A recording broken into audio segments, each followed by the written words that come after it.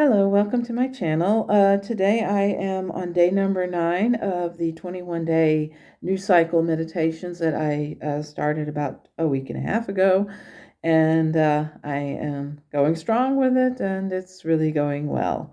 So I thank you for liking, sharing, subscribing, and I hope that you will enjoy today's meditation. I have to affix another for entertainment purposes only, affixer just to make sure that everybody knows that this is for entertainment only, and that because of the topics discussed or the illusion of these topics that I am discussing, I want to make sure that this stays safe and that what I'm doing is not construed as anything but for entertainment. So here we go.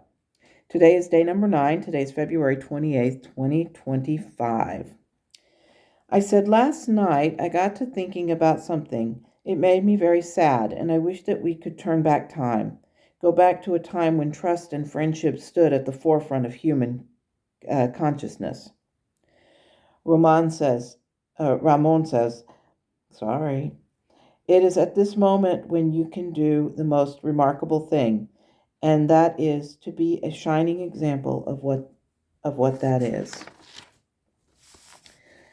It is no surprise that you like stories about friendship and how the simple act of being a friend can change the world. I said, people don't seem to care anymore. Ramón says, some do, and these are the ones where you should focus your energy.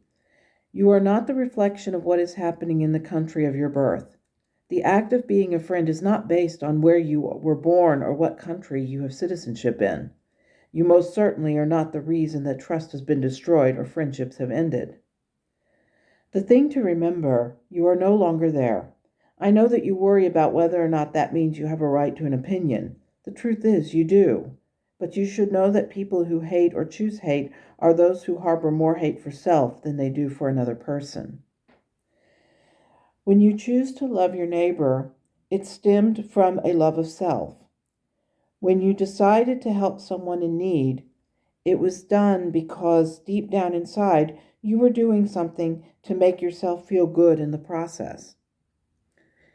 Remember when Metatron told you about how to discern light from the dark energies? He said you will not reap the material rewards for a kind deed. You will simply feel the essence of good that fills you. That is what prompted a community to help their neighbors when there was a tragedy. Is that any different than you helping a friend who was stranded at the airport? I said, now that you mention it, maybe not. Ramón says, you see, the act of being a good friend should not be hampered by the actions of a cruel and heartless man. Tell me, what is your favorite book? It's one I read in 8th grade, Summer of My German Soldier. And Ramón asked, why is it your favorite? I said, it's about a young Jewish girl in America during World War II. She helped and befriended a German soldier. I guess I like the premise of people looking at their perceived enemy and possibly seeing a friend. That has always been something that appealed to me. I guess I just figured that when I look beyond the stereotypes and preconceived notions about others, I might find something good amidst all of the rubbish. And Ramón says, it explains why you studied Russian at the university. You had been told that people of a certain nationality were bad or evil, but you wanted to see the good in them. This has been a theme for your life. It has been one of the most profound lessons for you. Learn about the perceived enemies and see the good in them. Find the hope through understanding and kindness. I said, yeah, but now I feel like I'm the perceived enemy. I can now understand the character of Anton far better than I ever could, because now America is the perceived enemy. And Ramón says, you've always related to the characters from that book, not just on a personal or a relationship level, but on a more broad and expansive level. You understand that the notions of enemies or friends is purely subjective. This idea that you are not a good friend is absolute rubbish, and you know it. Yet somehow you reflect on it in a more heightened scope or idea. You see what is happening as a strategy. as a tragedy. The country of your birth becoming an image of abuse and arrogance. You have yourself endured abuse, and you know that the lies being told about a perceived, quote, bad guy, unquote, are just that. They are lies. Abusers will always use these misconceptions to persuade or convince people that they are right and everyone else is wrong. Do you see what is happening here? There is a dark force of energy parading around as a leader, and they believe that the more they tell their victims that they are right and everyone else is wrong, that they will garner support.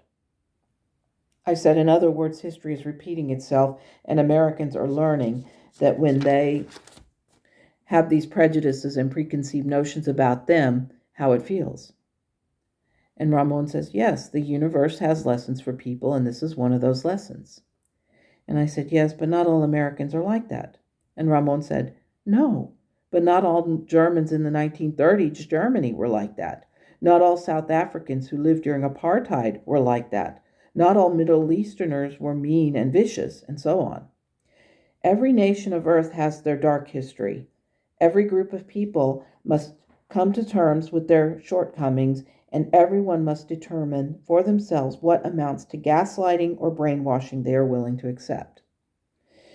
The reason you like books of this kind is because you understand the basic humanity of people. Do you think that the generous people of Newfoundland thought after 9/11 that they would be put up on some kind of pedestal or have a piece of musical theater written about them when all they did, when they did what they did for those 7,000 people? I said, no, clearly not. They seemed rather humble about what they did. And Ramón says, right. They did what they did because they knew that it was the right thing to do. This is what Metatron meant about acts being done for the right reason or things coming from the light. And I said, I wish that people could see that good deeds and kindness are the real signs of strength. The notion that it is weakness is a lie. The man who cried because he did not want to see the world fall into extreme right-wing fascism is a hero. He spoke his mind and got a standing ovation. That gives me hope. Ramón says it should. Most people know and understand the truth. It is a sense that humanity, for the most part, cares and understands what is good and right. As Metatron outlined, the expectations of some material reward contradicts everything that the light would convey. To expect a prize for starting a fire and then putting it out does not endear a leader or a person for a reward. It is merely a tool of deception. I said, yes, but many people go along with it. How is it that one person can make people so afraid that they would be willing to jump into a pit of fire for them? And Ramón says, that is the power of brainwashing, you bet. The notion that people are able to cut off their nose to spite their face is a real anomaly in the human experience. Sometimes that is hard for people of the light to understand, but let's try to put this in language that can help you to better understand. When you are in a dark place, you will believe anything if it means you can emerge from that dark place. Promises will be made to you. These are of the darkness, but in desperation, you might actually believe them. Do you remember the anecdote about heaven and hell and you were told about recently? I said, yes, that was the guy who was told by the devil that hell was this great place and that he could choose it. And Ramón says, yes, and when he did, he recognized that the devil had made a false promise to him. By then it was too late. The man had already chosen. Then when the man confronted the devil and asked him, why was it so great? Why did he say it was so great? And the devil says, that was the campaign. This is the result of the election. The man suddenly saw the reality of what he had done, but by then it was too late. I said, it makes me think that people will never learn. Ramón says, no, they are learning, and now some of them are fighting back. I said, not enough, it seems. Ramón says, give them time. There will come a day when the realization will happen and the people will see the error in their ways. That requires patience. I said, yesterday I asked if this would happen in 2 months, and Nigel said it would happen in less than a month. Will it? And Ramon says, change is coming, Yvette. It is important for you to be patient. Sometimes it comes with a bang, and other times it slips quietly into the room and waits for the right moment. I said, yesterday Nigel said nothing would happen tomorrow, but several astrologers are saying that it will. Who is right? Ramon says, what does your heart what does your heart trust, or who does your spirit want to believe? I said, Nigel. He's my guide, and the question was answered pretty soundly, but I don't want to discredit those other intuitives. And Ramon says, you are not. Consider this. The astrologers you speak of are going by the logic of astrology. That implies yes, something could happen. Does it mean it will? No, it just means that the conditions are right for it to happen. People will take comfort in that notion. And if nothing happens, then perhaps it wasn't the right moment. Astrology, like any study, is not absolute. Although it may say something big is coming, you don't have to study charts and scales to see if it is. You can just feel that something is coming. Energy works in a sometimes illogical way. It doesn't make it wrong, it just makes it what it is. You can gauge things by cards and spiritual tools. Does it make it right? I said, not always. Ramon says, there you go. The senses that you get about events and experiences that could happen are not far off. They just are what they are.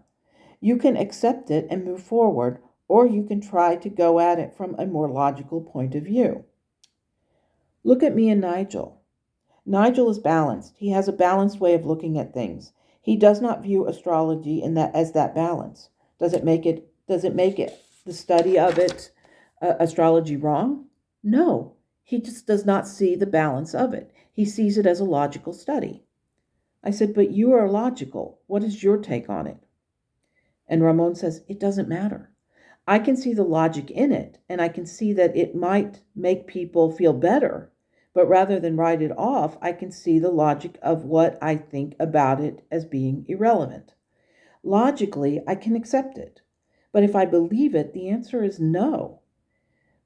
The study of astrology is a human attempt to gauge the past and the future. It is the same as any belief that people have. If it brings comfort to you, use it, but never put all your spiritual eggs into one basket. See what works for you. Don't blame those who may have called it wrong. Humanity is not perfect. The attempt at predicting the future, even for the world's greatest psychics, is sometimes proven wrong. The same can be said by political polls or perceived ideas of what will happen. No one is 100% accurate, because then they would be considered prophets or messiahs by others, and ultimately those in power would do to them what was done to Jesus. The truth is, all of these people are in the human experience, and no matter how hard they try, they will always be confined to their experiences and preconceived notions about any given thing. I know that this may take away someone's belief in these ideas, but the truth is, people will use whatever they can to seek out answers to the world's greatest questions. This should continue, but if this is any indication to what I think people should do, I will say this. Go within. Everyone has that bit of psychic in them. Find the feelings inside and ask your questions. The spirit guides will assist and answer. And whether you are ready to hear these answers will emerge. Sometimes people are not ready, but if they are, the answers will come. Until then, use the tools that are available. They will open the door to that sense of oneness that people seek.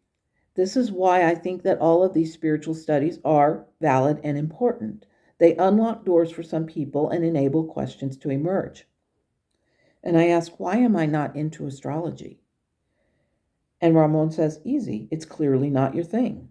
I said, clearly.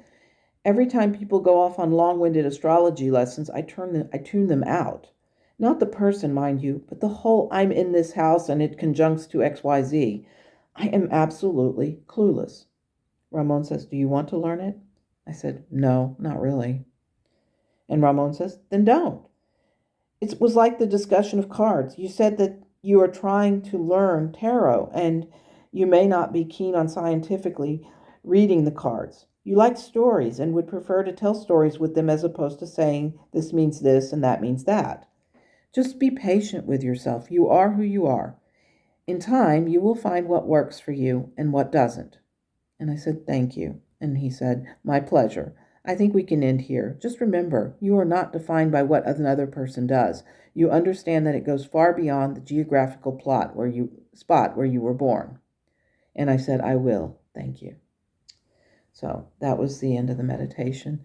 This one was really hard to do because when I came into it, I was thinking of the musical Come From Away, which I absolutely love. I've seen it twice on West End, and I just think it's amazing. I wish they would still play it. I wish the musical was still running because I think right now we really do need it. I think that the idea of friendship going beyond borders and beyond nationalities and countries and things like that. I think that this is really necessary. I think that people need to see this. They need to understand that it doesn't matter where someone is from. What matters is the person feels love and acceptance with others. And that musical just hit the ball out of the park with that. They knew exactly what they were doing and they knew the impact, and the impact was grand. Um, so I think it's really a pity that it's no longer in the theaters, or not in the theaters, but in the on the Broadway or on West End or whatever. Um, I had the as I said, I had the joy of seeing this musical twice. First time I saw it, I I was crying probably throughout the whole thing because it was so moving and so beautiful. The second time I watched it, I was able to see the reactions of the people around me and the gasps and the and the swallowing and the sighs and there were tears. I still had tears streaming down my cheeks during certain songs and during certain parts of the musical, but it was just such a beautiful and magical experience because it showed really that human beings are, by and large, good. And so that was something that I really wish that we still had in our theatrical experiences. And I'm hoping that maybe one day it'll come back and that people can really see that Canadians and Americans were friends and that Canadians opened their hearts like no other people had ever done before, and which is why I have so much respect for them, and I will support them in whatever it is they choose to do. And as someone who is from the States originally, I have to say that I am so grateful to the Canadian people for what they did for the people of the States, and they don't deserve what they're getting now. They honestly don't. So that's my story. I'm sticking to it. And I wish you a wonderful day. Thank you for watching. Thank you for liking, subscribing, sharing. And I hope to see you again soon. Take care. And as always, namaste.